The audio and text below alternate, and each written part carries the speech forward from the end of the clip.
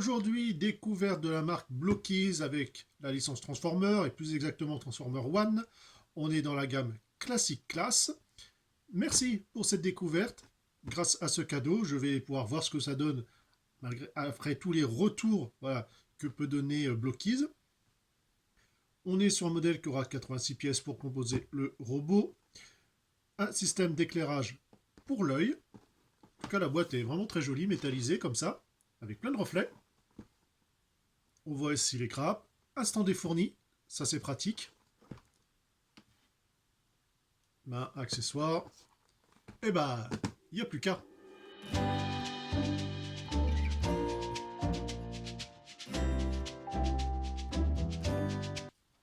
Alors, il y a déjà des petites pièces à part.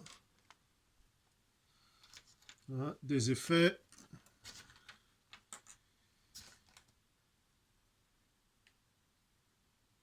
Donc ça, c'est pour l'œil. Vous avez ici la petite languette en plastique qu'il va falloir enlever, puisque ça permet de cacher le contact, justement, de la pile, et de ne pas la vider en attendant. Là encore, une partie pré-peinte. Pièce un petit peu métallisée, enfin en silver. Alors comme d'habitude, c'est le plastique marbré, comme on a l'habitude aujourd'hui. Un violet lui aussi métallisé. Un peu de rose. Ici, voilà, ça vous indique comment remplacer au niveau de la pile la notice justement de montage de ce kit.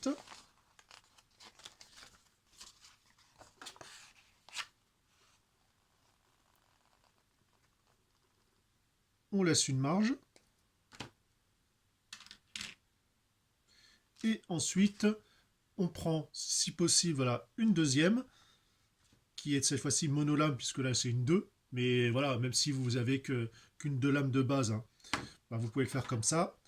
On coupe plus près et ensuite on finit toujours, voilà, soit, ou en tout cas poncer, et ici le scalpel.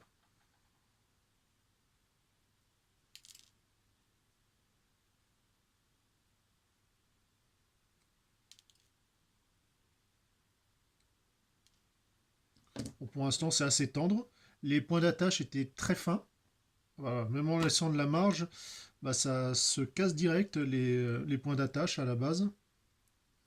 Alors j'ai fait une petite modif puisque les doigts étaient un petit peu palmés.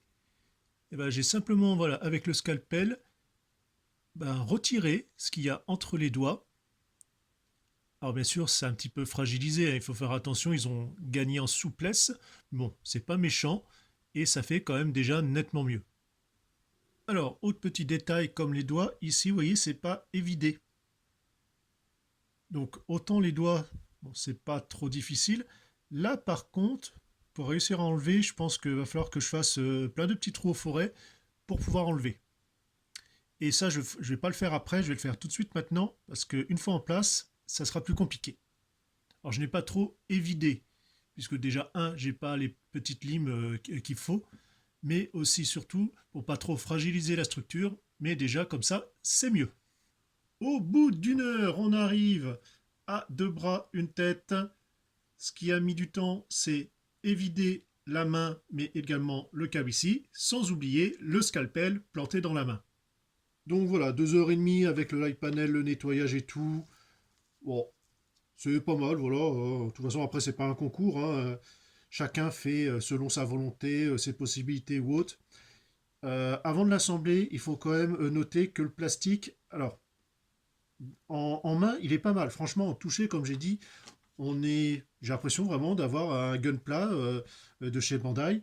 Par contre, attention, le plastique marque très facilement, mais je pense que c'est dû à la peinture, puisque quand on prend par exemple le grès anthracite, il n'y a pas de souci, mais justement avec le violet et le silver, je dirais que le plastique il est craquant, voire même cassant à certains moments, et donc laisse des traces.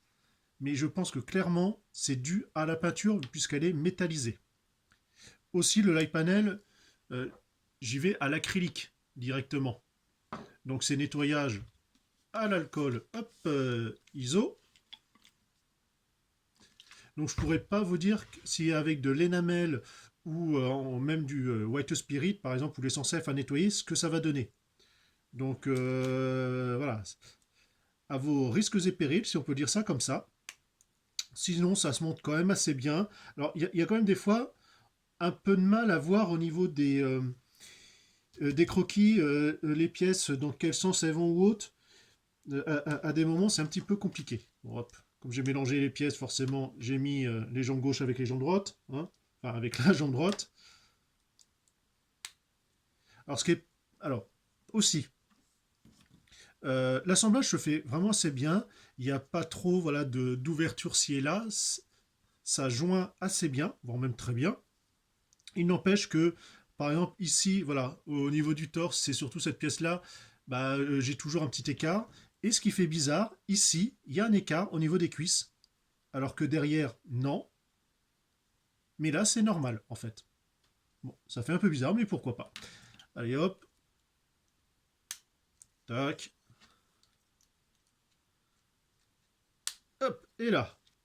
Au niveau taille, donc là, je suis à 10 cm. Il fait un petit 23, donc il fait 13 cm. À peine. Voilà. Il fait un petit 13 cm. Dans les articulations, on a un ball joint ici. On a la taille qui fait juste une rotation, par contre, sur ce modèle-là. On n'a pas de papillon, c'est pareil, un ball joint.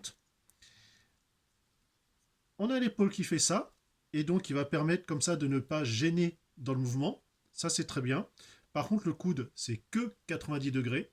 Bon, voilà, ça c'est un petit peu dommage. Il est limité de ce côté-là et au niveau du torse. On a les pans sur les côtés, mais pas sur le devant, donc voilà. Ça va un petit peu gêner, mais c'est pas trop mal voilà, pour la jambe. Le grand écart, eh ben, on y est. Donc ça c'est bien. En tirant les jambes vers le bas, vous gagnez ainsi plus d'amplitude dans les mouvements.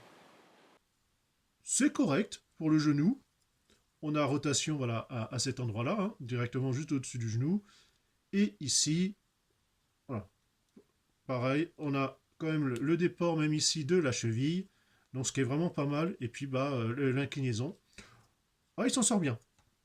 Alors, je dirais que ce qui fait quand même bizarre, en fait, c'est sa tête qui est très aplatie, je trouve. Elle manque un petit peu de hauteur. Sinon, dans le reste du design, il y a pas de problème. Il y a plein de détails. Comme vous avez vu, je vous l'ai dit, je me suis amusé à rajouter du light panel, notamment blanc, et sur le gris, enfin le silver, un tout petit peu de noir, mais sans trop, pour pas trop forcer le truc, hein, en fait. Non, vraiment, bien surpris. Ça peut faire une bonne alternative ou un bon complément directement au gunpla. Là, effectivement, vous avez une main voilà, en supplément. La lumière, en fait, elle s'allume. J'ai cherché pendant un moment. Hein, c'est pas avec un bouton, c'est en fait en le secouant directement. Donc, on va le laisser et au bout d'un moment, il va s'éteindre. Le stand, voilà, avec les petits effets dessus. Hein. Alors, vous n'avez pas de bras hein, pour lui donner une pose aérienne, mais ça n'empêche pas. Par contre, la main, ouais, on peut même pas la cacher en dessous. Ouais, c'est dommage. Bon, il faudra faire limite un petit rangement ou mettre dans un sac, hein, comme d'habitude. Et vous voyez, hop, voilà, à peine je touche, il s'allume. Donc c'est un petit gimmick sympathique. Comme d'habitude, ne laissez pas la pile trop longtemps. Alors malheureusement, pour y avoir accès, il faut démonter le torse. Bon, on a vu plus simple, mais bon.